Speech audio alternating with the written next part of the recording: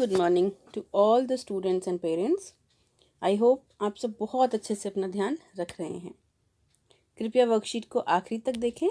इस वर्कशीट का PDF link मैंने डिस्क्रिप्शन बॉक्स और कमेंट सेक्शन दोनों जगह शेयर किया है, आप वहां से हेल्प ले सकते हैं। चलिए स्टार्ट करते हैं वर्कशीट। आज की वर्कशीट का नंबर है 123। आज डेट है 3 दिसंबर। आज हमारी हिंदी की वर्कशीट आई है। हमारा पाठ तितली और कली। चलिए अब जानते हैं आज जो हमें एक इम्पॉर्टेंट इन्फॉर्मेशन बताई गई है वो क्या है। क्या आप जानते हैं हर साल 3 दिसंबर को दुनिया भर में अंतर्राष्ट्रीय दिव्यांग जन दिवस मनाया जाता है। यह दिन दिव्यांग जनों के प्रति लोगों के दृष्टिकोण में बदलाव लाने के साथ साथ ही दिव्यांग जनों को उनके अधिकारों के प्रति जागरूक करने, उन्हें आत्मसम्मान व सम्मान अधिकार दिलाने के उद्देश्य के साथ मनाया जाता है। बच्चों, हम सब जानते हैं जो दिव्यांग जन होते हैं सब उनके साथ अच्छा व्यवहार नहीं करते। कुछ लोग होते हैं जो उनके साथ दुर्व्यवहार करते हैं, उन्हें एहसास दिलाते हैं कि उनमें कुछ कमी है या कुछ कार्य हैं जो वो उनके जैसे नहीं कर सकते। दिव्यांग जन दिवस ऐसे लोगों को ही प्रेरित करने के लिए, उन्हें आगे बढ़ाने के लिए और दिव्यांगजनों में यह आशा डालने के लिए कि वह किसी से कम नहीं है मनाया जाता है। दिसंबर 3, 2020 international day of people with disabilities. चलिए शुरू करते हैं आगे हमारी पोएम के साथ। लिंक शब्दों के आधार पर वाक्य में बदलाव। बच्चों, आइए आज हम कविता तितली और कली की कुछ पंक्तियाँ दोबारा पढ़ते हैं और कुछ नया सीखते हैं। हरी डाल पर लगी हुई थी नन्ही सुंदर एक कली। बच्चों, ये रेखांकित शब्दों को देखिए। लगी, हुई, थी, नन्ही।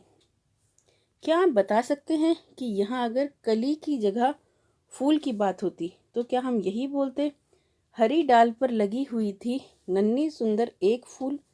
नहीं, कुछ शब्द हैं जो हम चेंज कर देते हैं। इन शब्दों में किस तरीके का बदलाव की ज़रूरत है वो हम आगे देखते हैं। अगर यहाँ कली की जगह लिखा होता फूल तो हम क्या बदलाव करते।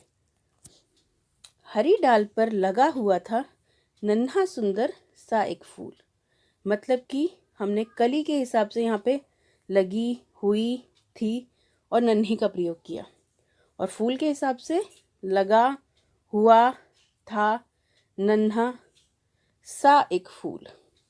ठीक है बच्चों, क्या आपने कुछ ध्यान दिया? कली की जगह फूल का शब्द प्रयोग करने के कारण कुछ शब्दों में बदलाव हुआ। जैसे कली के लिए हमने क्या प्रयोग किया? लगी, हुई, थी, नन्ही। और फूल के लिए क्या प्रयोग किया? लगा, हुआ, था, नन्हा। ये सब क्या चीज़ें बताते हैं हमें?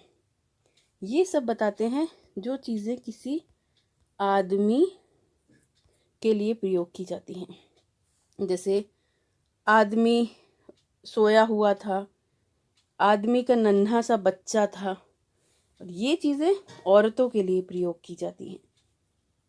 ठीक है बच्चों, जैसे उसकी साड़ी पर कली लगी हुई थी, जैसे वो पेड़ के नीचे सोई हुई थी। ठीक है, वो नन्ही सी बच्ची थी। आगे और प्रयास करते हैं और अभ्यास करते हैं। नीचे वाक्यों में कुछ शब्दों को रेखांकित किया गया है, उन शब्दों को ध्यान में रखते हुए वाक्यों को पूरा करिए। लड़का विद्यालय जाता है या जाती है? लड़का के साथ क्या होगा? जाता है। मछली जल में रहती है या रहता है? रहती है। चूहा तेजी से दौड़ गई या दौड़ गया? दौड़ गया। मधुमक्खी छत्ते में रहती है या रहता है? रहती है। तितली बगीचे में उड़ रही है या उड़ रहा है? उड़ रही है। बच्चों, आप ऐसी ही और जो डेली लाइफ में हम बातें बोलते हैं उनमें इन सब चीज़ों का प्रयोग देख सकते हैं। कहाँ हम जाता है, जाती है, रहती है, रहता है, गई, गया, इन सब का प्रयोग करते हैं। चलिए अब अभिभावकों के लिए सुझाव है, बच्चों को उनकी माताजी के बारे में कुछ वाक्य बोलने के लिए कहें। पहले बच्चों को बोलें अपनी मम्मी के बारे में वाक्य बोलें, और फिर उसके बाद वही बातें उनके पिता के बारे में बोलने के लिए कहें।